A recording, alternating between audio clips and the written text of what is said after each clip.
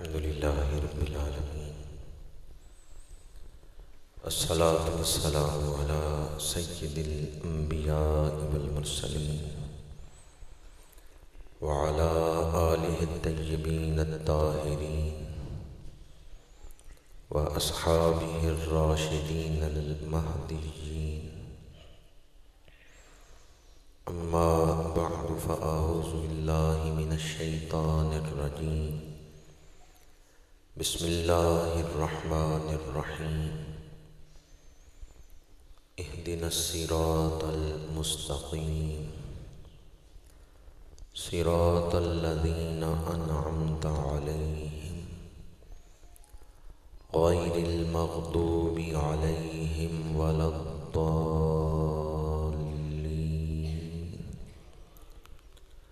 صدق الله مولانا العظيم. إن الله وملائكته يصلون على النبي يا أيها الذين آمنوا صلوا عليه وسلموا تسليما. الصلاة والسلام عليك يا رسول الله وعلى آلك وأصحابك يا حبيب الله. الصلاة والسلام عليك يا خطيب الأنبياء والمرسلين وعلى آلك وأصحابك يا رحمة للعالمين. فاضل ذی شان حضرت علامہ مولانا محمد زمان جلالی صاحب عزیز مجدہ، فاضل نوجوان حضرت علامہ مولانا محمد زبیر چشتی صاحب، فاضل جلیل حضرت علامہ مولانا محمد افضل کیلانی صاحب، انتہائی قابل احترام دیگر علماء کرام، مہمانان ذی وقار، برادران اسلام، حاضرین و سامعین، اس وقت میں اور آپ ایک ایسی محفل میں بیٹھے ہوئے ہیں جس پر رحمتوں کا نزول ہو رہا ہے. جو قدم مسجد کی طرف اٹھتے ہیں وہ جنت کی طرف اٹھ رہے ہیں. آج آپ لوگ جب اس محفل سے واپس اپنے گھروں کی طرف لوٹیں گے تو یہاں سے خالی ہاتھ نہیں جائیں گے، بلکہ اپنی جھولیاں رحمت کے پھولوں سے بھر کے جائیں گے. یہ جو تلاوت ہو رہی تھی یا نعت خوانی ہو رہی تھی، یہ آپ کی جھولیوں کو رحمت کے پھولوں سے ہی بھرا جا رہا تھا. اللہ کریم درس قرآن پاک کی برکتیں ہم سب کو عطا فرمائے. خطبہ کے دوران میں نے سورہ فاتحہ کی آخری آیات تلاوت کرنے کا شرف حاصل کیا ہے، جن میں اللہ کریم نے ایک دعا سکھائی ہے. ہم اپنی مرضی سے تو اللہ سے بہت کچھ مانگتے ہیں، ہم اپنی خواہش سے بہت کچھ اللہ سے مانگتے ہیں.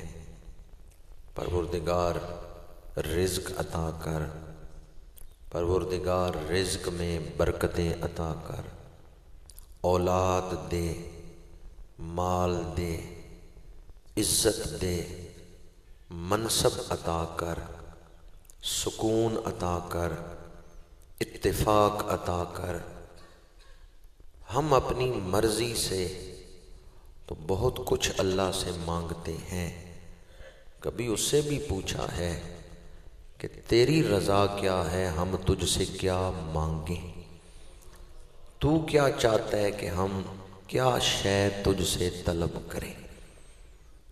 اپنی مرضی سے تو بہت کچھ مانگتے ہیں، کبھی دینے والے سے بھی پوچھیں کہ ہمیں تجھ سے کیا مانگنا چاہیے. تو قرآن مجید کے اندر جو دعائیں اللہ نے سکھائی ہیں ان کا ایک پس منظر یہ ہے کہ اللہ چاہتا ہے مجھ سے یہ چیزیں مانگی جائیں. اس لیے اللہ نے دعائیں سکھائیں کہ یہ مانگو، یہ اللہ کی چاہت ہے کہ مجھ سے یہ مانگو. تو اللہ کیا چاہتا ہے؟ ہم اس سے ہدایت مانگیں۔ پہلی دعا قرآن مجید میں کیا سکھائی؟ اہدنا الصراط المستقیم۔ اپنی خواہش سے تو ضروریات کی چیزیں مانگتے ہیں اللہ سے، کبھی وہ شے بھی مانگی ہے جو اللہ کی چاہت ہے کہ مجھ سے یہ چیز مانگی جائے؟ یا دن میں کتنی دفعہ ہم اس سے وہ مانگتے ہیں جو اللہ کی چاہت ہے؟ ایک تو نماز میں ہم یہ دعا مانگتے ہیں، نماز کے علاوہ کتنی دفعہ آپ اللہ سے وہ چیز مانگتے ہیں جو اللہ چاہتا ہے کہ مجھ سے مانگی جائے؟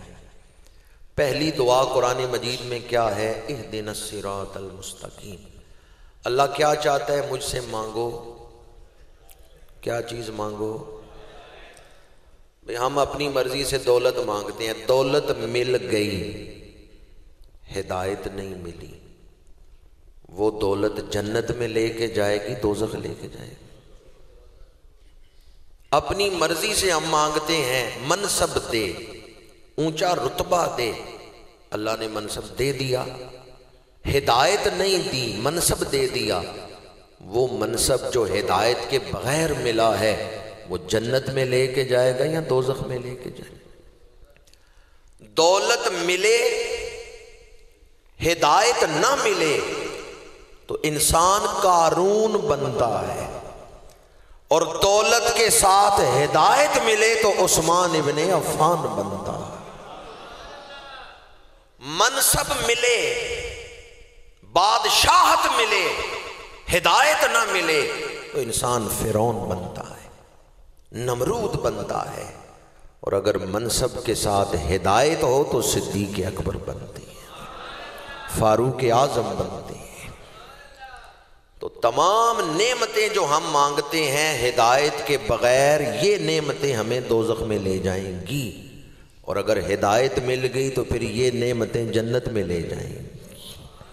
تو تمام نعمتوں کا نفع بخش ہونا کس نعمت کے ساتھ مشروط ہے؟ ہدایت کے ساتھ۔ اس لیے اللہ کریم نے ہدایت مانگنا خود سکھایا کہ ان لفظوں سے ہدایت مانگو، اہدنا الصراط المستقیم۔ پروردگار ہمیں سیدھے راستے کی ہدایت عطا فرما۔ آج جس دور میں ہم زندگی گزار رہے ہیں، ہر مسجد سے یہی آواز آتی ہے کہ ہم ہدایت پر ہیں، ہماری مسجد میں آؤ۔ ہر ممبر سے یہی آواز، جو بھی تقریر کرتا ہے نا، وہ دلائل یہی دیتا ہے کہ ہم ہدایت پہ ہیں، ہمارے ساتھ شامل ہو جاؤ، ہمارا گروہ، ہماری جماعت، ہمارا مسلک حق ہے، اس میں آ جاؤ۔ اور یہ بھی بڑی قابل توجہ بات ہے کہ جو بھی تقریر کرتا ہے وہ قرآن پڑھ کے ہی دلیلیں دیتا ہے، وہ خطبے میں آیت ہی پڑھے گا یا حدیث پڑھے گا۔ تو عوام کنفیوز، عوام پریشان ہو گئے، بھی پڑھ سارے قرآن رہے ہیں، بنائی سب نے مسجدیں ہیں، ہم کدھر جائیں؟ سارے قرآن پڑھ کے ہی کہتے ہیں کہ ہم ہدایت پہ ہیں، ہمارے ساتھ آ جاؤ، اور آپس میں ایک دوسرے کے ساتھ ان کا عقیدہ بھی نہیں ملتا، ایک دوسرے کو بھی کافر کہہ رہے ہیں۔ یا اللہ، تو نے ہدایت مانگنا سکھایا ہے، ساتھ کوئی نشانی بھی بتا دے، جس نشانی کو دیکھ کر ہم فیصلہ کر سکیں کون ہدایت پر ہے، کون گمراہی پر ہے۔ نشانی مل جائے تو پہچان کرنا آسان ہے، نشانی مل جائے تو پہچان کرنا آسان۔ ایک بات تو طے ہے کہ ہر قرآن پڑھنے والا ہدایت پر نہیں۔ یضل بہ کثیرا ویہدی بہ کثیرا۔ اس سے کنفیوز نہ ہو بھی سارے قرآن پڑھ رہے ہیں تو ہم کدھر جائیں۔ یہ بات تو قرآن نے خود ارشاد فرمائی ہے، یضل بہ کثیرا ویہدی بہ کثیرا۔ یہ کسی عالم دین کا قول ہے، یہ کسی صوفی نے کہا ہے کہ بعض قرآن پڑھنے والے گمراہ اور بعض قرآن پڑھنے والے ہدایت؟ اگر کوئی عالم کہتا نا لوگ قرآن پڑھ کے گمراہ بھی ہوتے ہیں تو لوگ اس کے پیچھے پڑ جاتے، بھی تو کیا کہہ رہا ہے، قرآن پڑھ کے لوگ گمراہ ہوتے ہیں؟ پر یہ کسی عالم نے دعویٰ نہیں کیا کہ قرآن پڑھ کے لوگ گمراہ بھی ہوتے ہیں، یہ تو خود خدا نے اعلان فرمایا ہے، یہ اللہ نے اعلان کیا ہے، یضل بہ کثیرا و یہدی بہ کثیرا۔ سورہ بقرہ آیت نمبر 26 خود پڑھ کے دیکھ لیں، اللہ کریم نے اعلان فرمایا یضل بہ کثیرا و یہدی بہ کثیرا۔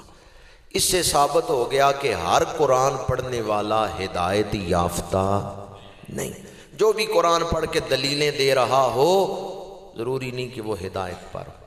تو ہمیں کوئی نشانی پتہ چل جاتی، جس نشانی کو دیکھ کر ہم آسانی سے فیصلہ کر لیتے کہ کون قرآن پڑھنے والا ہدایت پہ ہے، کون گمراہی پہ ہے۔ تو اللہ کریم نے سورۃ فاتحہ کے اندر وہ نشانی بھی بتائی ہے، اہدنا الصراط المستقیم صراط الذین انعمت علیہم، راستہ ان لوگوں کا جن پر تو نے انعام نازل کیا ہے۔ یہ ہے نشانی۔ جو قرآن پڑھ کے انعام یافتہ بندوں کے پیچھے چل رہے ہیں وہ ہدایت یافتہ ہیں، اور جو قرآن پڑھ کے انعام یافتہ بندوں کی مخالفت کر رہے ہیں، بے ادبی کر رہے ہیں، وہ گمراہ ہیں۔ نشانی کیا بتائی؟ کن کے راستے پر چلنا ہے؟ اب انعام یافتہ کون ہے؟ انعم اللہ علیہم من النبیین والصدیقین والشہداء والصالحین۔ نبیین، صدیقین، شہداء اور صالحین، انعام یافتہ گروہ کتنے ہیں؟ ان کا خلاصہ کریں تو 2 ہیں۔ انعام یافتہ گروہ قرآن نے 4 بیان کیے، نبی، صدیق، شہید اور صالح۔ نبی تو نبی ہیں، اگلے جو 3 ہیں نا، یہ تینوں ولایت کے ہی درجے ہیں۔ صدیقین بلند ہیں، پھر شہداء ہیں، پھر صالحین ہیں تینوں ولایت کے ہی درجے ہیں۔ تو اگر انعام یافتہ گروہوں کا خلاصہ کریں تو 2 ہی ہیں، نبی اور ولی۔ انعام یافتہ گروہ خلاصہ کریں ان 4 کا تو کون کون سے بنتے ہیں؟ 2 ہی، نبی اور اب ولیوں میں ہیں صدیق بلند درجہ ہے، شہداء ہیں اور اسی طرح صالحین ہیں یہ سارے مرتبہ ولایت میں۔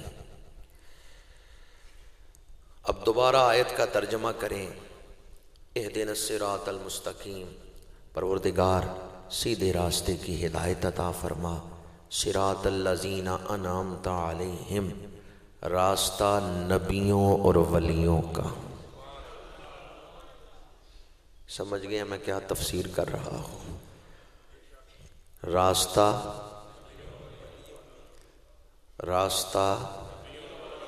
میرے استاد ایک مثال کے ذریعے اس بات کو سمجھاتے تھے۔ وہ اندرون سندھ رہتے تھے، باہر سے کوئی مہمان آ رہا تھا تو کراچی ایئرپورٹ پہ انہوں نے ریسیو کرنا تھا۔ کہتے میں نے گاڑی نکالی، کوئی 300-350 کلومیٹر سفر کر کے میں کراچی شہر میں تو پہنچ گیا، لیکن آگے مجھے ایئرپورٹ کا راستہ نہیں پتہ تھا۔ میں نے گاڑی کھڑی کی، سڑک پہ گزرنے والے ایک راہگیر سے پوچھا بھئی ایئرپورٹ کا راستہ بتا دو۔ انہوں نے کہا جس سڑک پہ تم کھڑے ہو سیدھے جاؤ، دائیں مڑو، پھر بائیں مڑو، پھر آگے جاؤ گے ایک فلائی اوور آئے گا، اسے کراس کرنا، پھر آگے جاؤ گے ایک چوک آئے گا، اسے دائیں ہو جانا، پھر بائیں ہو جانا۔ اتنے دائیں بائیں اس نے بیان کیے کہ میں نے کہا بس کرو، اتنے دائیں بائیں تو مجھے یاد ہی نہیں رہے۔ میں نے کہا کسی اور سے پوچھتے ہیں، شاید اس کو خود ہی پتہ نہیں۔ ایک اور راہگیر سے پوچھا ایئرپورٹ جانا ہے، کوئی آسان راستہ بتاؤ۔ اس نے کہا جس سڑک پہ تم کھڑے ہو سیدھے جاؤ، پھر دائیں مڑنا، پھر بائیں مڑنا، پھر ایک فلائی اوور آئے گا، اسے کراس کرنا، پھر آگے ایک چوک آئے گا، اسے دائیں مڑ جانا، پھر بائیں۔ میں نے اس سے بھی کہا بھئی اتنے دائیں بائیں مجھے یاد ہی نہیں رہیں گے، کوئی آسان راستہ تمہیں پتہ ہے؟ اس نے کہا راستہ ہی یہ ہے، اور راستہ ہی کوئی نہیں۔ میں نے گاڑی سڑک کے کنارے کھڑی کر دی، دیکھنے لگا کوئی اور مناسب بندہ ملے جس سے پوچھوں جو کوئی آسان راستہ سمجھا دے۔ ایک آدمی گاڑی لے کے جا رہا تھا، میں نے اس کو ہاتھ دیا، اس نے گاڑی روکی، میں اس کے قریب گیا، اپنا سوال پیش کیا۔ اس نے آگے سے مجھ سے پوچھا، اس نے کہا تم نے ایئرپورٹ جانا ہے؟ میں نے کہا ہاں میں نے ایئرپورٹ جانا ہے، اسی کا راستہ پوچھ رہا ہوں۔ اس نے کہا راستہ کیوں پوچھتے ہو؟ میں بھی ایئرپورٹ ہی جا رہا ہوں، تم اپنی گاڑی میری گاڑی کے پیچھے لگا لو۔ تمہیں دائیں بائیں یاد رکھنے کی ضرورت ہی نہیں، بس یہ دیکھنا میں کدھر جا رہا ہوں۔ میں تمہیں ایئرپورٹ پہنچا دوں گا، چونکہ میری منزل بھی وہی ہے جو تیری منزل ہے۔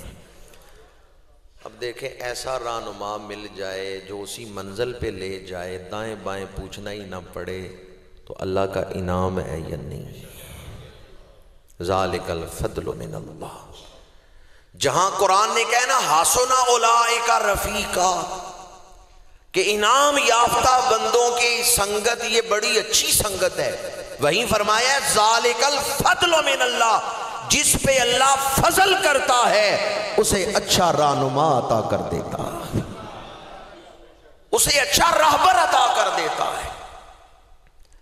اب ایسا رہنما مل گیا جس کی منزل وہی تھی، تو میں نے پھر راستہ یاد نہیں کیا کہ کس راستے جانا ہے، میری نظر بس اپنے رہنما پر تھی، وہ مجھے منزل پر لے جائے گا۔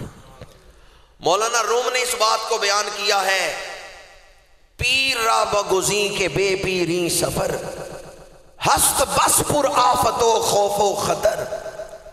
مولانا روم فرماتے ہیں زندگی میں بڑے نشیب و فراز ہیں، زندگی میں بڑے دکھ سکھ پریشانیاں خوشیاں، زندگی میں مختلف احوال آتے ہیں۔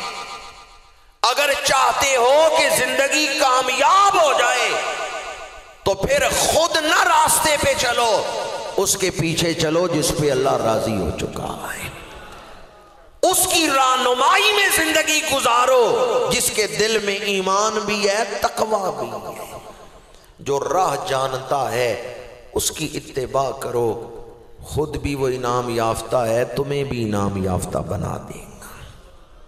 صراط الذین انعمت علیہم، راستہ ان لوگوں کا جن پر تو نے انعام نازل کیا ہے، ان کے پیچھے چلنے سے، ان کی اتباع کرنے سے۔ ایک دوسرے مقام پر قرآن مجید میں فرمایا وَاتَّبِعْ سَبِیلَ مَنْ أَنَابَ إِلَيَّ، اللہ کریم نے فرمایا جو میری بارگاہ میں آ رہے ہیں نا ان کی اتباع کرو، ان کے پیچھے چل کے آؤ جو میری بارگاہ میں آ رہے ہیں۔ وَاتَّبِعْ سَبِیلَ مَنْ أَنَابَ إِلَيَّ۔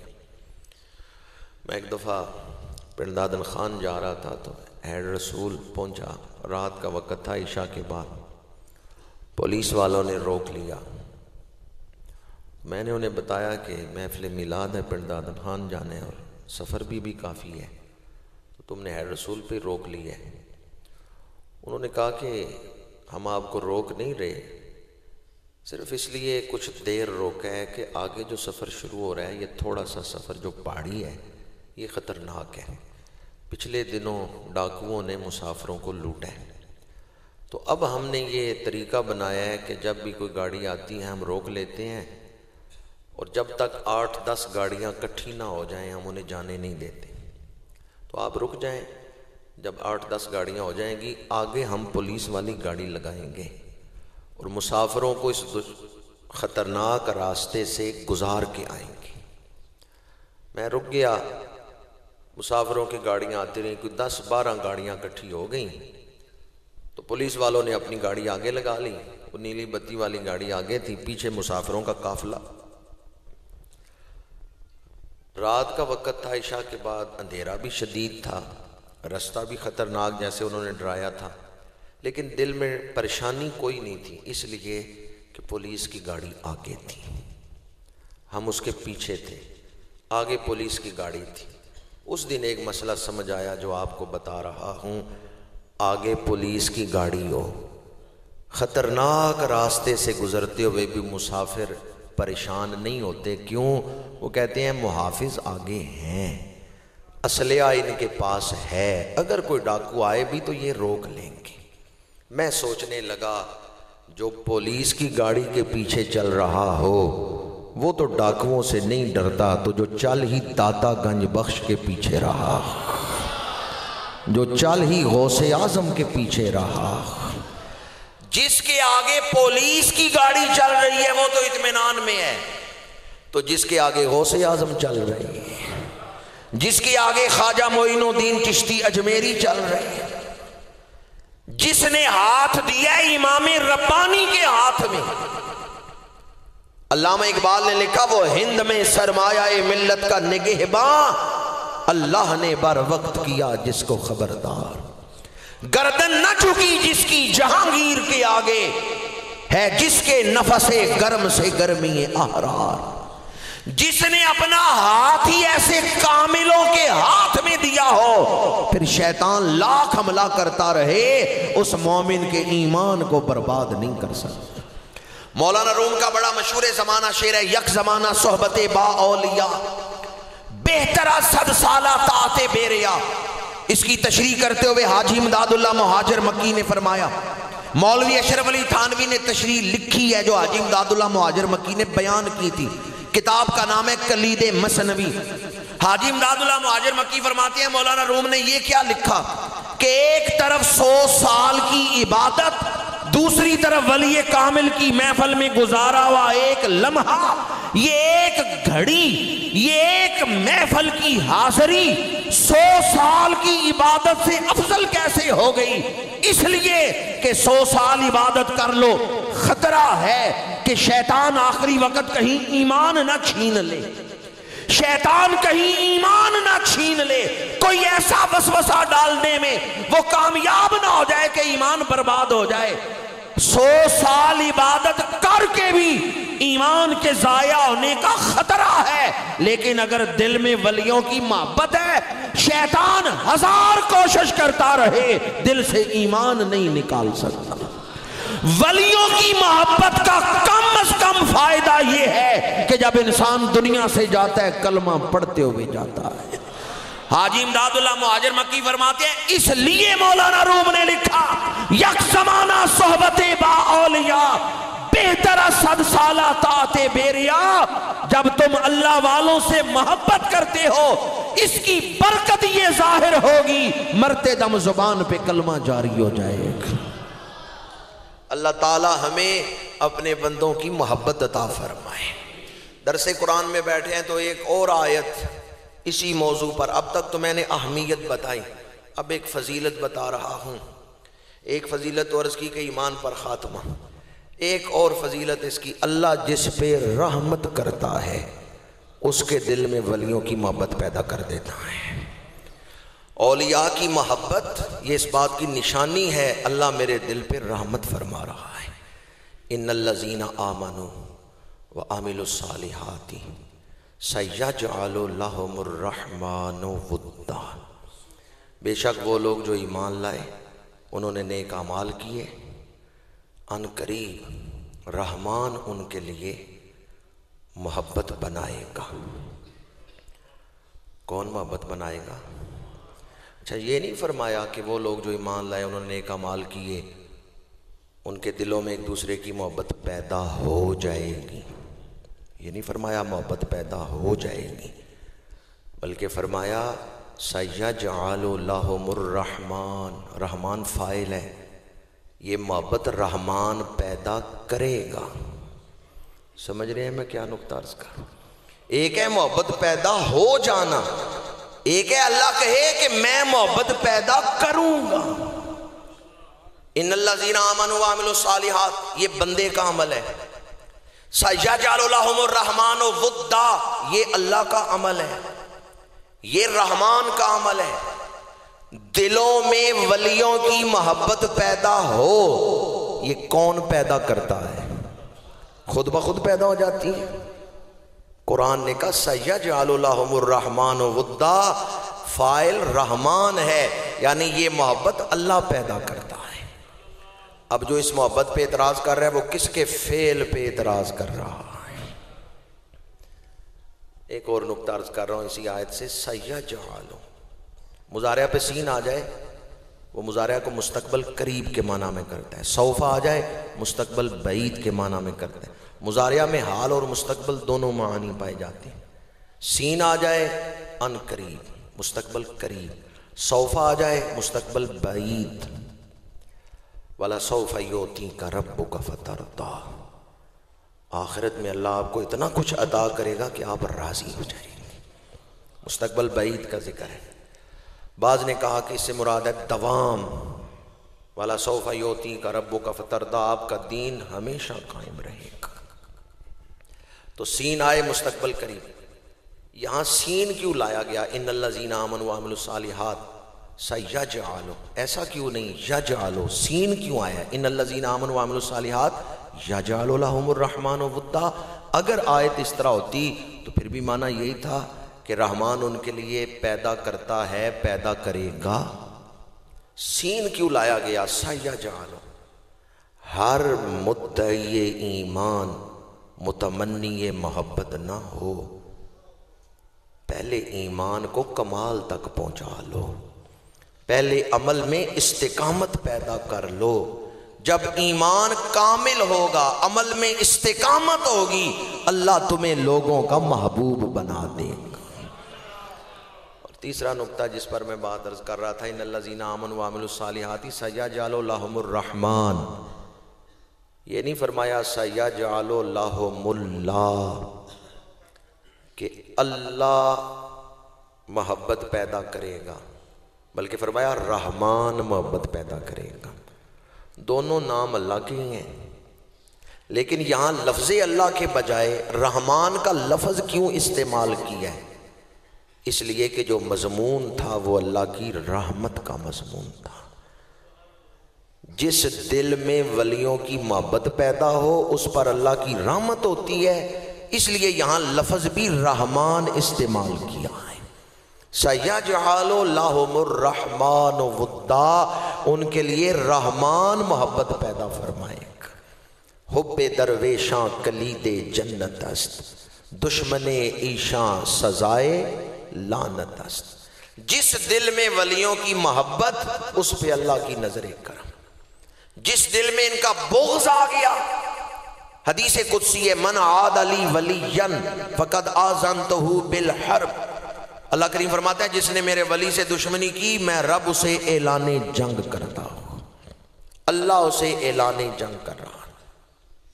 اب بڑا نازک مقام ہے اللہ والوں سے تعلق، ان کی محبت اللہ کی رحمت ہے، اور یہ وعدہ خود خدا نے فرمایا ہے کہ وہ لوگوں کے دلوں میں ولیوں کی محبت پیدا فرمائے گا۔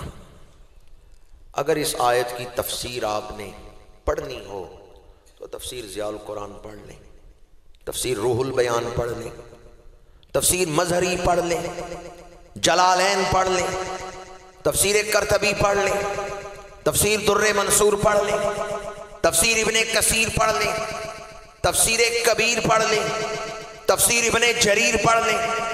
اگر اس آیت کی تفسیر پڑھنی ہو تفسیر ساوی پڑھ لیں، تفسیر حسینی پڑھ لیں، تفسیر ابن عباس پڑھ لیں۔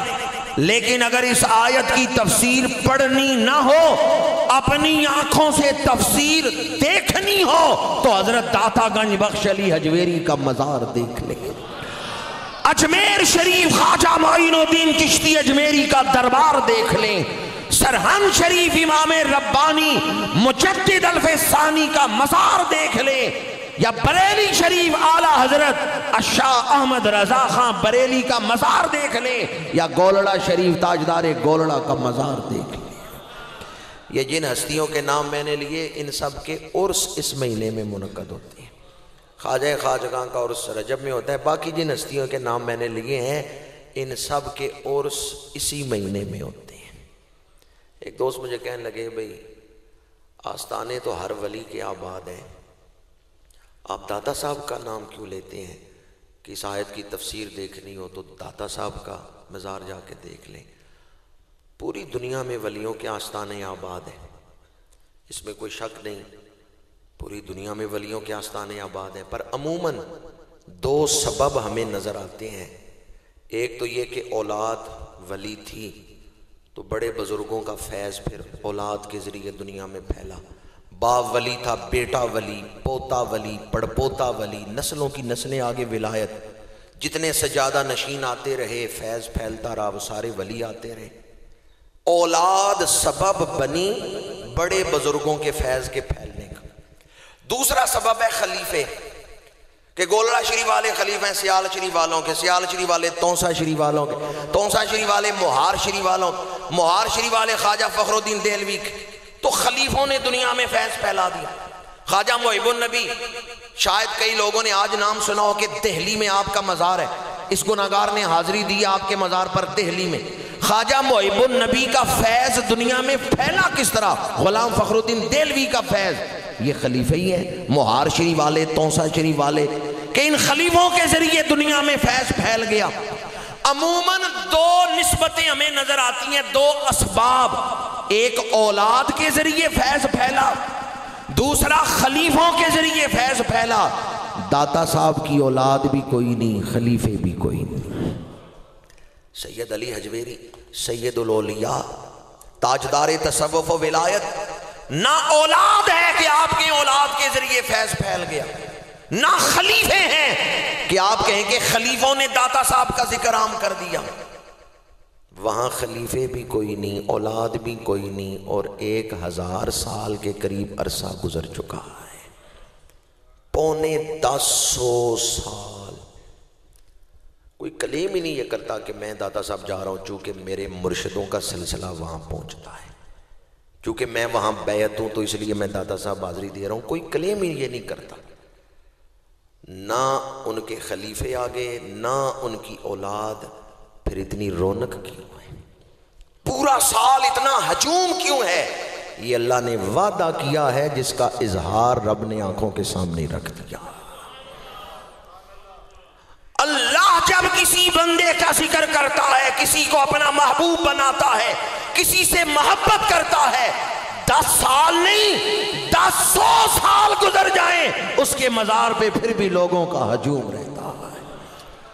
بعض مزار ایسے ہیں جہاں علماء جاتے ہیں، عوام نہیں جاتے۔ بعض دربار ایسے ہیں عوام جاتے ہیں، علماء نہیں جاتے۔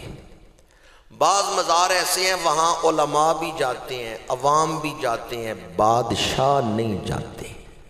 پر داتا صاحب کا مزار ایسا ہے سارے طبقے وہاں جا رہے ہیں، علماء بھی جا رہے ہیں، عوام بھی جا رہے ہیں، بادشاہ بھی حاضری دے رہے ہیں۔ عام طور پہ درباروں پہ بھی ایک خاص فضا ہوتی ہے، کہیں علماء جاتے ہیں عوام نہیں جاتے، کہیں عوام جاتے ہیں علماء نہیں جاتے، کہیں عوام علماء دونوں جا رہے ہیں، بادشاہ نہیں جاتے۔ پر داتا صاحب کے مزار کی تاریخ اٹھا کے دیکھیں، محمود غزنوی کا بیٹا ہے وہ بھی داتا صاحب کے قدموں میں کھڑا ہے، اور جنرل ضیاء الحق ہے وہ بھی داتا صاحب کے قدموں میں کھڑا۔ پوری تاریخ پڑھ کے دیکھ لیں، یہاں بادشاہ بھی آ رہے ہیں، عوام بھی آ رہے ہیں، علماء بھی، مفسر بھی، محدث بھی، بڑے بڑے فقیہ یہاں حاضری دے رہے ہیں۔ پاک پتن کے تاجدار بابا فرید الدین مسعود گنج شکر آتے ہیں لاہور تو پیروں سے جوتے اتار دیتے ہیں، ننگے پیر لاہور کی گلیوں میں چل رہے ہیں۔ کون؟ بابا فرید، تاجدار پاک پتن۔ لوگ کہتے ہیں آپ لاہور آ کے پیروں سے جوتے کیوں اتار دیتے ہیں؟ بابا فرید فرماتے ہیں یہاں میرے مرشد چلا کرتے رہے ہیں، وہ 40 دن داتا صاحب کے قدموں میں بیٹھے رہے، آج بھی وہ حجرہ اعتکاف موجود ہے جہاں خواجہ خواجگاں نے اعتکاف کیا ہے، وہ حجرہ اعتکاف آج بھی موجود ہے۔ وہ حجرہ کس طرف ہے؟ مزار شریف کے قدموں کی طرف۔ 40 دن خواجہ خواجگاں داتا صاحب کے قدموں میں بیٹھے رہے۔ داتا صاحب نے تو اپنے آپ کو بڑا چھپایا ہے، یہ اجمیر والے ہیں جو ان کو ظاہر کر گئے ہیں۔ 40 دنوں بعد جب اٹھے ہیں تو فرماتے ہیں گنج بخشے فیض عالم مظہر نور خدا، ناکساں را پیر کامل کاملاں راہ رہنما۔ ناکساں را پیر کامل کاملاں راہ راہ، یہاں صرف ناقص ہی نہیں آتے، کامل بھی آتے ہیں رہنمائی کے لیے۔ یہ عوام میں خاص نہیں، یہ خاصوں میں خاص ہے۔ حضرت داتا گنج بخش علی حجویری رحمۃ اللہ تعالی علیہ، آپ کا وصال اسی ماہ مبارک میں ہوا، اور جن بزرگوں کے اسماء مبارکہ میں لے رہا تھا ان سب کا وصال، ان کے عرس اسی مہینے میں منعقد ہوتے ہیں۔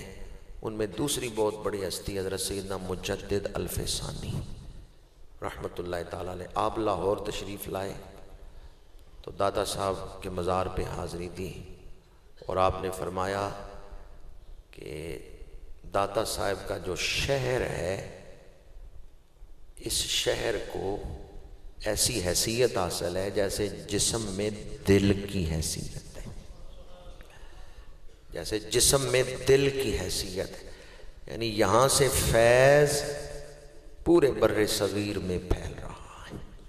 داتا صاحب کے مزار کو ایسی مرکزیت حاصل ہے،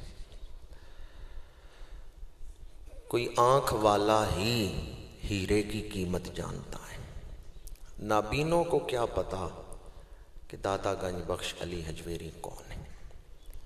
بعض لوگوں نے کہا کہ لفظ داتا جو ہے یہ اختلاف والا ہے، دینے والا، تو دینے والا تو اللہ ہے، اللہ دینے والا ہے۔ آپ داتا صاحب کے لیے کہہ دیتے ہیں کہ سید علی حجویری داتا ہیں، گنج بخش ہیں۔ گنج کہتے ہیں خزانے کو، بخش لٹانے والے، گنج بخش یعنی خزانے لٹانے والے۔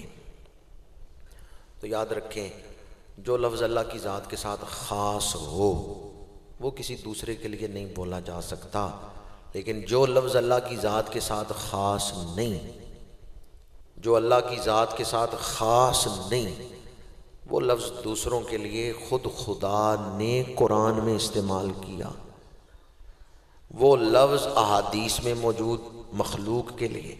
اب اگر وہ لفظ ہم کسی کے لیے استعمال کریں تو پھر شرک نہیں ہو۔ میں اس کی ایک مثال دے رہا ہوں، رحیم اللہ کا نام ہے، بسم اللہ الرحمن الرحیم، تو رحیم کس کا نام ہے؟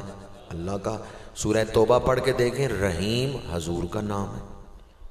لَقَدْ جَاءَكُمْ رَسُولٌ مِّنْ أَنفُسِكُمْ عَزِيزٌ عَلَيْهِ مَا عَنِتُّمْ حَرِيصٌ عَلَيْكُمْ بِالْمُؤْمِنِينَ رؤوف الرحیم۔ سورہ توبہ حضور کے لیے رحیم کا لفظ استعمال ہوا، رؤوف اللہ کا نام ہے، لیکن سورہ توبہ میں رؤوف حضور کے لیے استعمال ہوا ہے۔ تو وہ نام جو اللہ نے اپنی ذات کے ساتھ خاص نہیں کیے، وہ اگر مخلوق کے لیے بولے جائیں تو شرک نہیں۔ اذان ہوتی ہے تو اللہ کے ساتھ کون سا لفظ ہم بولتے ہیں؟ اللہ ہو۔ پہلے خلیفہ کون ہے؟ حضرت صدیق کے، شرک تو نہیں ہوگی؟ وہاں بھی اکبر، یہاں بھی اکبر، ادھر آپ نے اللہ کے ساتھ لگایا اکبر، اللہ اکبر، یہاں حضور کے خلیفہ کے لیے آپ کہہ رہے ہیں حضرت صدیق کے اکبر، تو شرک نہیں ہے۔ کیوں شرک نہیں ہے؟ اس لیے کہ جس معنی میں یہ لفظ اللہ کے لیے بولا جاتا ہے اس معنی میں حضرت صدیق اکبر کے لیے نہیں بولا جاتا۔ لفظی اشتراک ہے، معنوی اشتراک نہیں۔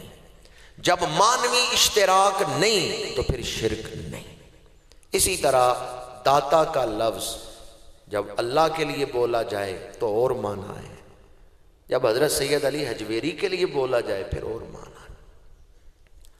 حدیث قدسی ہے بخاری شریف میں، اللہ کریم نے ارشاد فرمایا، میرا بندہ جب نوافل کے ذریعے میرے قریب ہوتا ہے تو پھر میں اس سے محبت کرتا ہوں، وہ میرا محبوب بن جاتا ہے، اور جو میرا محبوب بن جاتا ہے پھر آنکھیں اس کی دیکھنا میرا، کان اس کے سننا میرا، ہاتھ اس کے پکڑنا میرا، پیر اس کے چلنا میرا۔ حالانکہ اللہ جسم میں داخل ہونے سے تو پاک ہے، حلول سے پاک ہے۔ پھر اس حدیث کا مطلب کیا ہے؟ مولوی انور شاہ کاشمیری نے فیض الباری شرح بخاری میں لکھا ہے کہ اللہ اس ولی کو ایسی طاقت عطا کر دیتا ہے، ایسا نور عطا کر دیتا ہے کہ وہ اللہ کی صفات کا مظہر بن جاتا ہے۔ کیا یہ حدیثیں ہی ہیں؟ کتابوں میں صرف لفظ ہی لکھے ہوئے ہیں کہ جی کوئی بندہ اللہ کا محبوب بن جائے تو پھر اللہ تعالیٰ اس کی آنکھوں کو، کانوں کو، ہاتھوں کو طاقت دے دیتا ہے؟ کیا صرف یہ حدیثیں ہی ہیں یا ان حدیثوں کے مصداق لوگ بھی موجود ہیں؟ اگر کوئی ہم سے یہ سوال کرے، بھئی حدیث میں تو الفاظ ہیں کہ ایسے ولی نوافل کے ذریعے اللہ کے قریب ہو گئے، اللہ ان سے محبت کرتا ہے، پھر آنکھیں ان کی دیکھنا اللہ کا، کان ان کے سننا اللہ کا، تو کوئی بتاؤ ایسے افراد بھی امت میں ہوئے ہیں یا صرف حدیثیں ہی ہیں کتابوں میں؟ ہم کہتے ہیں صرف حدیثیں ہی نہیں، ایسے افراد بھی ہوئے ہیں۔ افراد دیکھنے ہوں تو داتا گنج بخش علی حجویری کو دیکھ لیں۔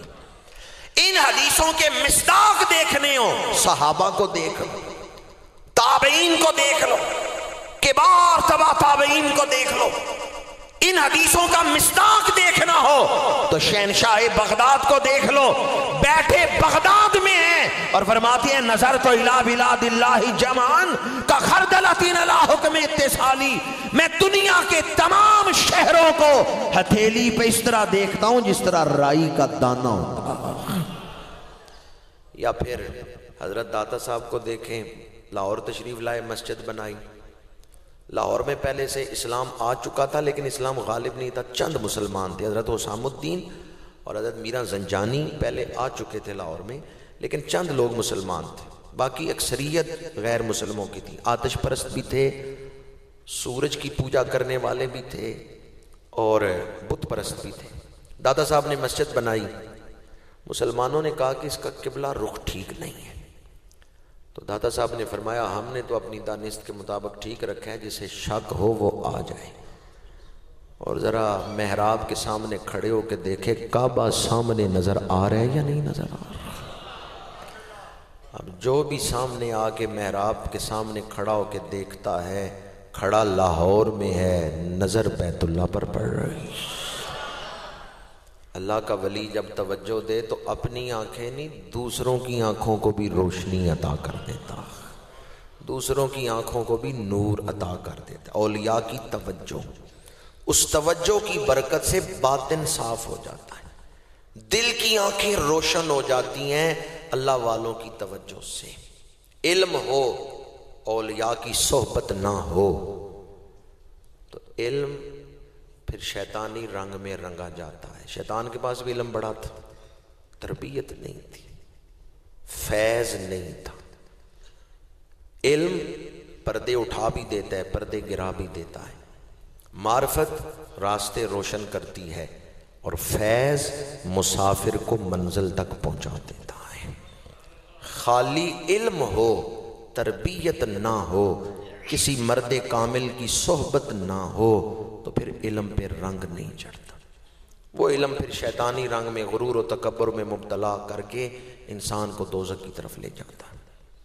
اس لیے ایک دین کے طالب علم کی حیثیت سے میں جو کچھ سمجھ سکا ہوں وہ یہ، علم ہو، عمل بھی ہو، لیکن کسی مرد کامل کی تربیت نہ ہو، علم ضائع ہو جاتا ہے، عمل ضائع ہو جاتا ہے۔ علم نہیں، عمل بھی نہیں، کسی مرد کامل کی تربیت مل گئی، علم آ جاتا ہے، عمل آ جاتا ہے۔ تو دینی زندگی کا دار و مدار کس چیز پر ہے؟ مرد کامل کی تربیت، مرد کامل کی صحبت، مرد کامل کی تربیت۔ آج جس دور میں ہم زندگی گزار رہے ہیں، معلومات کو کافی سمجھا جاتا ہے۔ معلومات، یہ نیٹ جو کچھ کر رہے ہیں صرف معلومات ہے، رتب و یابس، سچ جھوٹ سب کچھ اس نے ملا کے آپ کے سامنے رکھ دیے۔ علم صرف معلومات کا نام نہیں، علم منظم شعور کا نام ہے۔ ان معلومات کو ترتیب دے کر ایک نتیجہ نکالنا۔ میری گفتگو مشکل نہ ہو جائے کہ عوام بھی اکثریت بیٹھے ہیں، اس لیے سادہ سی بات کر رہا ہوں۔ زندگی اللہ تعالیٰ کا بہت بڑا تحفہ ہے۔ بعض لوگ اس سے فائدہ اٹھا کے اللہ کا قرب حاصل کر لیتے ہیں، بعض زندگی کو ضائع کر دیتے ہیں۔ اب زندگی گزارنے میں خود انسان کے اپنے جذبات، جو زندگی گزار رہا ہے، زندگی گزارنے والے کے جذبات کا بڑا دخل ہے۔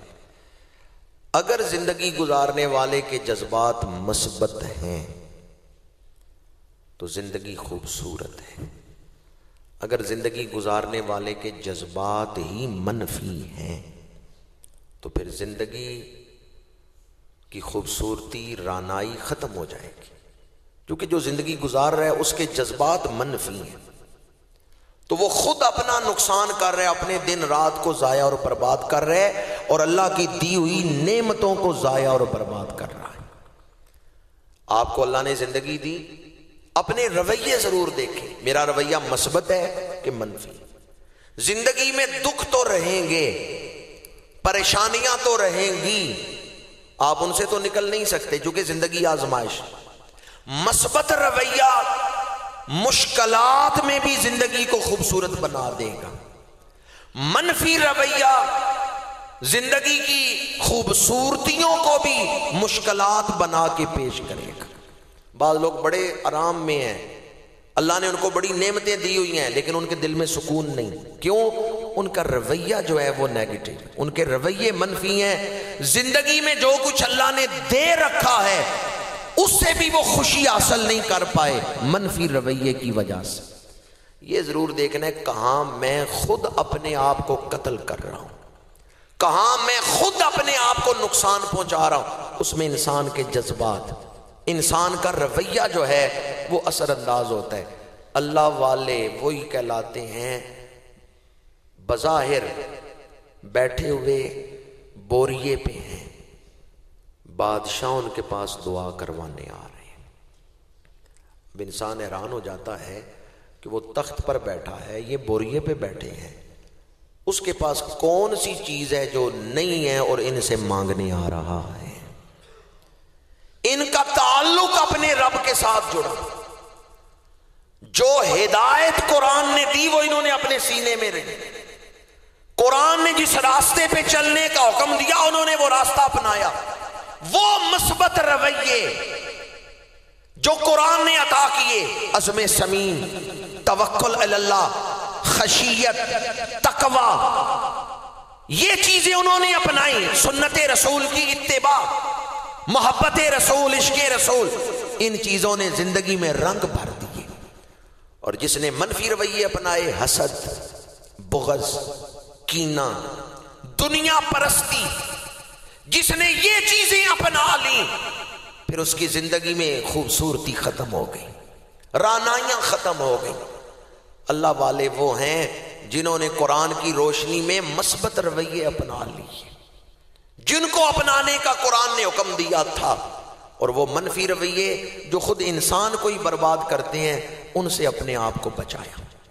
آج جس دور میں ہم زندگی گزار رہے ہیں، اس دور میں میڈیا، اس دور میں معاشرتی رویے وہ منفی جذبات کو زیادہ بڑھا کے پیش کر رہے ہیں، اور مثبت زندگی کے اندر جو خوبصورتیاں ہیں ان کو نہیں دکھا رہے۔ اس لیے ہم نے زندگی کو مشکل بنا دی۔ ابھی ایک لفظ میں نے بولا ہے توکل، اس کے حوالے سے ایک نقطہ عرض کر رہا ہوں صوفیاء کی زندگی سے کہ صراط الذین انعمت علیہم۔ آج ہم نے اپنی زندگی کو اپنے لیے بوجھ بنا لیا۔ کیوں بوجھ بنا لیا ہے؟ کہ ہم خود تمام معاملات کے ذمہ دار بن گئے ہیں۔ یاد رکھیں، انسان ایک حد تک کی کوشش کر سکتا ہے، اس سے آگے وہ کچھ نہیں کر سکتا۔ انسان اگر انسان بن کے زندگی گزارے تو زندگی بڑی خوبصورت ہے، لیکن انسان جہاں خدا بننے کی کوشش کرتا ہے وہاں زندگی ڈسٹرب ہو جاتی۔ آپ مجھے بتائیں، کسان ہل چلا کے بیج ہی ڈال سکتے ہیں نا؟ کیا وہ زمین کے اندر جا کے ہر بیج کو اگا بھی سکتا ہے؟ اور اگر وہ کہ ہر بیج کو میں نے اگانا بھی ہے تو پھر وہ ڈسٹرب ہوگا، پھر وہ پریشان ہوگا۔ مالی دا کم پانی دینا، پر پر مشکاں پاوے، مالک دا کم پھل پھل لانا، لاوے یا میرے آقا کریم نے فرمایا، ترمذی شریف کی حدیث پاک ہے، جتنا توکل چڑیوں کو، پرندوں کو اللہ پر ہے، اتنا توکل انسان کر لینا تو کوئی انسان پریشان نہ ہو۔ جتنا توکل پرندوں کو اللہ پر ہے، صبح خالی پیٹ جاتے ہیں، شام کو بھرے ہوئے پیٹ آتے ہیں۔ بعض لوگوں نے اس کا غلط مطلب سمجھا، انہوں نے کہا جی پرندوں کی طرح توکل کر لو تو کام کرنے کی ضرورت ہی نہیں ہے۔ یہ مطلب نہیں حدیث کا۔ حضور نے فرمایا ہے صبح وہ پرندے جاتے ہیں، شام کو بھرے ہوئے پیٹ آتے ہیں۔ صبح خالی پیٹ گئے، شام کو بھرے ہوئے پیٹ آئے، لیکن پرندوں کے جانے کا ذکر تو کیا ہے، ان کی کوشش تو بیان کی ہے۔ لیکن حضور نے ساتھ دوسرا نقطہ یہ بھی بیان کیا، بھرے ہوئے پیٹ آتے ہیں، چونچیں بھر کے نہیں لاتے۔ انسان جب ہرس میں مبتلا ہوتا ہے پھر ڈسٹرب ہو جاتا ہے۔ اپنے حصے کی کوشش کرے انسان، پھر نتیجہ اپنے رب پہ چھوڑ. اور اگر انسان معاملات کو اپنے ہاتھ میں لے کہ گرفت کر لوں میں اپنے مستقبل پر، تو یہ ممکن نہیں ہے کہ انسان مستقبل کو گرفت میں لے لے. کل کیا ہوگا یہ اللہ کے ہاتھ میں. آئندہ آنے والے حالات کو ہم اپنی گرفت میں نہیں لے سکتے، مستقبل ہمارے کنٹرول میں نہیں. حضرت داتا گنج بخش علی حجویری رحمۃ اللہ تعالی علیہ جب لاہور میں تشریف لائے تو ایک ہندو جوگی آپ کے پاس آیا. چونکہ اس کا ڈیرا اجڑ گیا تھا، داتا صاحب کے پاس لوگ آ رہے تھے اور اسلام قبول کر رہے تھے. تو ہندو جوگی نے آ کے کہا کہ آپ کے اندر کیا کمال ہے؟ داتا صاحب نے فرمایا میرے اندر کوئی کمال نہیں، میں تو اللہ کا بندہ ہوں. اس نے کہا آپ کے اندر کوئی کمال ہے تو دکھائیں، مجھ سے مقابلہ کریں. داتا صاحب نے فرمایا میں اللہ کا بندہ ہوں. ہاں تمہارے اندر کچھ ہے تو تم دکھاؤ.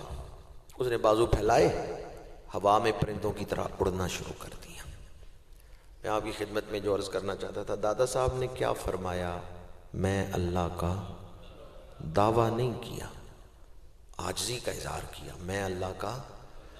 آج کل آپ فون کریں نا تھانے میں اور وہاں کوئی چپڑاسی فون اٹھا لیں، آپ اسے پوچھیں کون بول رہے ہو، وہ کہتا ہے میں فلاں تھانے سے SHO بول رہا ہوں. حالانکہ وہ SHO نہیں ہے. اپنے رتبے سے بڑھ کے ہم اپنے آپ کو ظاہر کرتے ہیں. داتا صاحب کہتے ہیں نا میں غوث زماں ہوں، میں کتب دورہ ہوں، تو بالکل ٹھیک تھا، لیکن انہوں نے کہا میں اللہ کا بندہ ہوں. اس جوگی نے کہا اپنا کوئی کمال ظاہر کریں. آپ نے فرمایا میرے پاس بندگی ہے، میرے پاس عاجزی ہے. تمہارے اندر کچھ ہے تو ظاہر کرو. اس نے بازو پھیلائے پرندوں کی طرح ہوا میں اڑنے لگا. داتا صاحب نے فرمایا یہ پرندوں والی چیزیں اپنا رہے ہو کہ ہوا میں اڑ رہے ہو، یہ کیا کمال ہے؟ آپ نے انگلی کا اشارہ کیا، آپ کے کھڑاؤں ہوا میں اڑنے لگے اور اس جوگی کے سر پہ برسنے لگے. وہ زمین پہ گرا اور ہاتھ جوڑ کے کہنے لگا کہ اس پاپ کی پوٹلی پہ کرم کرے، رحم کرے. ہندو تھا لیکن داتا صاحب کے جوڑے جب پڑے ہیں نا، کھڑاؤں جب اس کے سر پہ پڑے ہیں تو ہدایت کا دروازہ اس کے لیے کھل گیا ہے. زمین پہ گرا ہے تو ہاتھ جوڑ کے کہتا ہے کہ میں گناہوں کی پوٹلی ہوں، کھولیں گے تو اندر سے گناہ ہی گناہ نکلتے جائیں گے، میرے اوپر نگاہ کرم فرمائے. داتا صاحب نے فرمایا جو کلمہ میں پڑھتا ہوں تم پڑھ لو، دل سے مان لو، اللہ کے سوا کوئی عبادت کے لائق نہیں. اور میرے آقا کریم خاتم النبیین ہیں، آخری رسول بن کے تشریف لائے. اس نے کلمہ پڑھا، پھر زندگی دادا صاحب کے قدموں میں گزاری. آج مزار شریف کے احاطے میں اس کا مزار بھی موجود ہے، شیخ ہندی کے نام سے. میں جو بات عرض کرنا چاہتا تھا کہ داتا صاحب نے کوئی دعویٰ نہیں کیا کہ میں اس طرح کر دوں گا، میں اس طرح کر دوں گا. ہاں اللہ نے شان ظاہر ضرور فرمائی. جہاں انسان معاذ اللہ خود خدا بننے کی کوشش کرتا ہے وہاں وہ ڈسٹرب بھی ہوتا ہے، اور جہاں وہ بندہ بن کے زندگی گزارتا ہے اللہ اس کو عزتیں عطا فرما دیتا ہے، اللہ اس کو اور شانیں عطا فرما دیتا ہے، اللہ اس کو عزتیں عطا فرما دیتا ہے. حدیث پاک ہے من تواضع للہ رفعہ اللہ، جو اللہ کے لیے عاجزی کرتا ہے اللہ اس کو بلند رتبے عطا فرما دیتا. میں اپنی گفتگو کو ان الفاظ پر سمیٹوں گا. ہم اولیاء کرام کے فضائل تو بیان کرتے ہیں لیکن ان کی تعلیمات کو نہیں اپناتے. اگر ہم دل میں ان کی محبت لے کر پھر ان کی تعلیمات کو اپنائیں تو ہمارا معاشرہ امن و سکون کا معاشرہ بن جائے.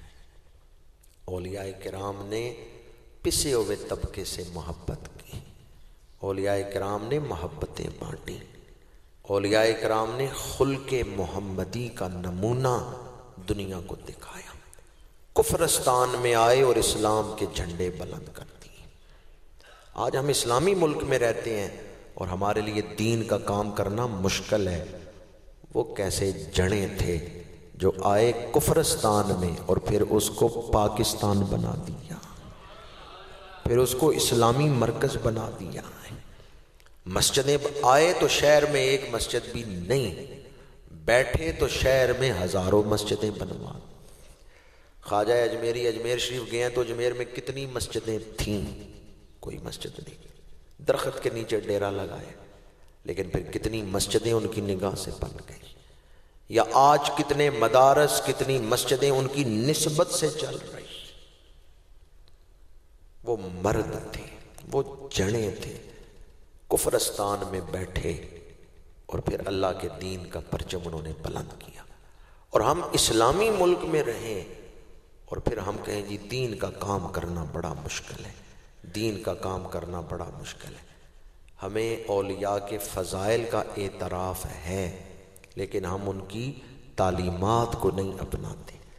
اگر ہم ان کی تعلیمات کو اپنائیں، جو آیت میں نے خطبہ میں پڑھی اس میں راستے کا ہی ذکر ہے، یا اللہ نبیوں اور ولیوں کا راستہ دکھا، نبیوں اور ولیوں کے راستے پر چلا، صراط الذین انعمت علیہم، نبیوں اور ولیوں کا راستہ۔ تو وہ کون سا راستہ ہے؟ اگر ہم اس راستے کو اپنا لیں، گھر میں بھی امن ہوگا، معاشرے میں بھی امن ہوگا۔ اور وہ راستہ خدا شناسی، خدا پرستی کا راستہ ہے، عبادت کے ذوق اور محبت کا راستہ ہے، اتباع رسول کا راستہ ہے، ادب رسول اور عشق رسول کا راستہ ہے۔ وہ راستہ سادگی کا راستہ ہے، وہ راستہ دوسروں کے دکھ بانٹنے کا راستہ ہے، وہ راستہ اپنے حصے کا کھانا بھی دوسروں کو عطا کر دینا۔ سلف صالحین، اولیاء کاملین کی سیرت پڑھ کے دیکھیں، انہوں نے مخلوق خدا کی خدمت کی۔ اور آج نفسا نفسی کے دور میں ہماری جو تہذیب ہمیں سکھائی جا رہی ہے، اس میں حرص اور لالچ عروج پر ہے۔ اعلیٰ حضرت الشاہ احمد رضا خان بریلوی رحمۃ اللہ تعالیٰ علیہ، آپ کے ملفوظات میں ہے، اور امام ربانی سیدنا مجدد الفسانی رحمۃ اللہ تعالیٰ علیہ آپ کے ملفوظات میں ہے۔ آپ نے فرمایا کہ مومن کسی کا دل نہیں دکھاتا، وہ دل رکھتا ہے۔ اور حدیث پاک ہے، المسلم من سالم المسلمون من لسانہ و یدہ، مسلمان وہ ہے جس کے ہاتھ اور زبان سے دوسرے مسلمان محفوظ رہیں۔ اہدنا الصراط المستقیم صراط الذین انعمت علیہم، پروردگار سیدھے راستے پر چلنے کی توفیق عطا فرما۔ یہ ہدایت کے مختلف معنی ہیں۔ ایک معنی ہے راستہ دکھا، ایک معنی ہے راستے پر چلا، ایک معنی ہے راستے پر قائم رکھ۔ جو نماز پڑھ رہا ہے اسے سیدھا راستہ بھی پتہ ہے، وہ چل بھی رہا ہے، اب وہ کیوں کہہ رہے ہیں اہدنا الصراط المستقیم؟ یعنی اس راستے پر قائم رکھ، اس راستے پر اور آگے بڑھا۔ کس راستے پر چلنے کا حکم ہے؟ نبیوں اور ولیوں کا راستہ۔ تو نبیوں اور ولیوں کے پیچھے چلنے کا حکم ہے یا پیچھے پڑھنے کا حکم ہے؟ ماشاءاللہ ایک دوست سمجھ گئے ہیں میں کیا کہہ رہا ہوں۔ نبیوں اور ولیوں کے پیچھے چلنے کا حکم ہے یا پیچھے پڑھنے کا حکم ہے؟ پیچھے چلنے کا حکم ہے، پیچھے پڑھنے کا حکم نہیں ہے۔ بعض لوگ نبیوں اور ولیوں کے پیچھے پڑ گئے، وہ نبیوں اور ولیوں پر ہی فتوے دے رہے ہیں، اپنی زبان سے ان کو اذیت دے رہے ہیں، جبکہ حضور نے فرمایا مسلمان وہ ہے جس کی زبان اور ہاتھ سے دوسرے مسلمان محفوظ رہتے ہیں۔ اللہ کریم اس دور کے فتنوں سے ہمیں محفوظ رکھے، قرآن مجید پڑھنے، سمجھنے اور عمل کرنے کی توفیق عطا فرمائے۔ جو آیات میں نے خطبہ میں پڑھی آخری الفاظ ہیں غیر المغضوب علیہم ولا الضالین، نہ کہ ان لوگوں کا راستہ جن پر غضب ہوا اور نہ ہی گمراہوں کا راستہ۔ کچھ غضب والے ہیں، کچھ گمراہ ہیں، کچھ وہ جن کو راستہ پتہ ہی نہیں تھا، جنہوں نے جنہیں راستہ بتایا گیا انہوں نے مانا نہیں، انکار کیا، گمراہ ہو گئے، جنہوں نے گمراہی کو اختیار کیا۔ دوسرے وہ ہیں کہ جنہوں نے راستہ اپنایا نہیں، ان پر غضب ہوا۔ اللہ تعالی ہمیں دونوں سے بچائے، نہ گمراہوں میں شامل کرے نہ ان پر جن پر غضب ہوا۔ شیطان کا اتنا ہی کام ہے کہ وہ انسان کو سست بناتا ہے، غافل بناتا ہے، پھر غافل ہو کے گناہ انسان خود کرتا ہے۔ اگر شیطان غافل بنانے میں کامیاب ہو گیا تو پھر وہ خوش ہو جاتا ہے کہ بس میں نے اپنا کام کر لیا، یہ بندہ غافل ہو گیا ہے، اب گناہ یہ خود کرے گا۔ حضرت داتا صاحب نے کشف المحجوب میں لکھا ہے، ایک شخص کہیں بیعت ہوا، بیعت ہونے کے بعد کبھی نہیں گیا اپنے مرشدوں کے پاس۔ تو ایک دن وہ گلی سے گزر رہا تھا، سامنے سے مرشد آ گئے، اسے پتہ چلا نا میرے مرشد آئے ہیں، تو اس نے راستہ بدل لیا۔ مرشدوں نے آواز دی، ان کا بیٹے ٹھہر جا، وہ رک گیا، وہ دوسری طرف منہ کر لیا۔ مرشدوں نے فرمایا کہ تو جب سے بیعت ہوا ہے کبھی آیا نہیں میرے پاس۔ اس نے کہا سچی بات ہے، آپ اللہ والے ہیں، آپ نیک ہیں، میں بدکار ہوں، گناہ گار ہوں، مجھے آپ کے پاس آتے ہوئے شرم آتی ہے کہ گناہ تو میں نے چھوڑے نہیں، گناہ میں کرتا ہوں، پھر کس طرح آپ کے پاس آؤں؟ آپ نے فرمایا گناہ نہیں نہ چھوڑ سکتا، ہمیں بھی نہ چھوڑ، تو دن کو گناہ کرے گا، میں رات کو مصلی بچھا کے تیرے لیے معافیاں مانگا کروں گا۔ گناہ نہیں چھوڑ سکتا تو ہمارے پاس بھی آتا رہ، تو دن کو گناہ کرے گا، میں رات کو تیرے لیے اللہ سے معافیاں مانگا کروں گا، اور جس دن میری دعا قبول ہو گئی اس دن تجھے سچی توبہ کی توفیق بھی مل جائے گی۔ یہ فائدہ ہے اللہ والوں کی محبت کا، یہ کوجے لوگوں کو بھی سینے سے لگا لے۔ ایک مرشد نے خلافت دی اپنے مرید کو، مرید کچھ دنوں بعد آ گیا، مرشدوں نے فرمایا کتنے لوگوں کو توجہ دی ہے، کوئی سیدھے راستے پہ لگایا ہے؟ انہوں نے کہا جی بڑے بڑے گناہ گار آتے ہیں، میرا تو دل نہیں کرتا ان کی طرف دیکھنے کو، تو میں توجہ کیسے دوں؟ مرشدوں نے کہا ڈاکٹر کے پاس مریض ہی آتے ہیں، تمہارے پاس سارے نیک ہی تو نہیں آئیں گے، گناہ گار بھی آئیں گے، بگڑے ہوئے بھی آئیں گے۔ اللہ والوں کا کام یہی ہے کہ جو بگڑے ہوئے ہیں ان کو بھی سینے سے لگا کر سیدھے راستے پہ چلا دیتی ہیں۔ خواجہ خواجگاں نے حضرت خواجہ قطب الدین بختیار کاکی کو خط میں لکھا تھا کہ ہم جیسے لوگ دنیا میں اس لیے آئے ہیں جو اللہ کے راستے پہ چلنا چاہتے ہیں، ہم ان کے راستے میں جھاڑو پھیریں، ان کے لیے آسانیاں پیدا کریں، جو مسجد سے نماز پڑھ کے نکلتے ہیں ہم ان کے جوتے سیدھے کریں۔ یہ کون فرما رہے ہیں؟ خواجہ خواجگاں۔ اللہ نے پھر رتبے کتنے بلند عطا کیے ہیں۔ اگر آج ان کی تعلیمات ہم اپنا لیں اور طبیعتوں میں مثبت رویے پروان چڑھیں تو ہر مسلمان اسلام کا سفیر بنے گا اور پھر دنیا میں اسلام کی بہار آئے گی۔ آج جس دور میں ہم زندگی گزار رہے ہیں اس دور میں ہماری ذمہ داری ہے ہم اسلام کا صحیح تعارف دنیا کے سامنے پیش کریں۔ جیڑا اللہ دے ولیاں دا کردہ اے سنگ اس کچتے بھی آ جاندا ہیرے دا رنگ، اس ہیرے دا پیندا نہیں کوڈی بھی مل، جیڑا ٹوٹ کے تے گر جائے کسے ہار جو۔ گفتگو میری مکمل ہو گئی، لیکن میں اپنی گفتگو ختم کرنے سے پہلے حسب معمول ایک دعوت آپ لوگوں کو پیش کرنا چاہتا ہوں۔ اس ماہ مبارک کے حوالے سے جو درس میں نے عرض کرنا تھا وہ تو مکمل ہو گیا۔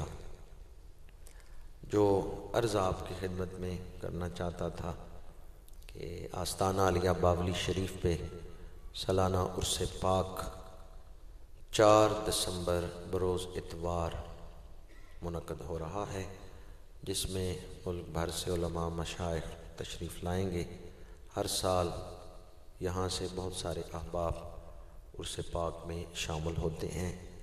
میں گزارش کروں گا 4 دسمبر بروز اتوار صبح 9 بجے سے نماز ظہر تک 1:30 بجے تک عرس پاک کی محفل ہوگی، جس میں آستانہ علیہ عیدگاہ شریف سے گل گلشن ولایت پیر سعد الرحمان صاحب تشریف لائیں گے۔ گجرانوالہ سے جانشین ابو البیان حضرت صاحبزادہ پیر محمد رفیق مجددی صاحب تشریف لائیں گے، اور شہنشاہ خطابت پیر سید فدا حسین شاہ صاحب حافظ آبادی وہ بھی تشریف لائیں گے۔ اور کھڑی شریف والے بزرگوں کا مرشد خانہ ہے، استاد خانہ ہے، حضرت میاں محمد صاحب رحمۃ اللہ تعالیٰ علیہ پڑھتے رہے ہیں وہاں، استاد خانہ ہے آپ کا سموال شریف کے صاحبزادہ صاحب بھی تشریف فرما ہوں گے، اور بہت سارے علماء مشائخ تشریف لائیں گے، ان کی زیارت سے بھی مستفید ہوں، ان کی گفتگو سے بھی مستفید ہوں، اور عرس پاک کی برکات سے اپنے دامن کو بھریں۔ میں امید کرتا ہوں کہ آپ میری اس دعوت کو دل میں جگہ دیں گے۔ درس قرآن مجید کا اہتمام کرنے والے دوستوں کے لیے دعا گو ہوں کہ اللہ تعالیٰ ان کے حسن نیت سے بڑھ کر اجر عظیم عطا فرمائے۔ کی محمد سے وفا تو نے تو ہم تیرے ہیں، یہ جہاں چیز ہے کیا لوح و قلم تیرے ہیں، وما علینا الا البلاغ۔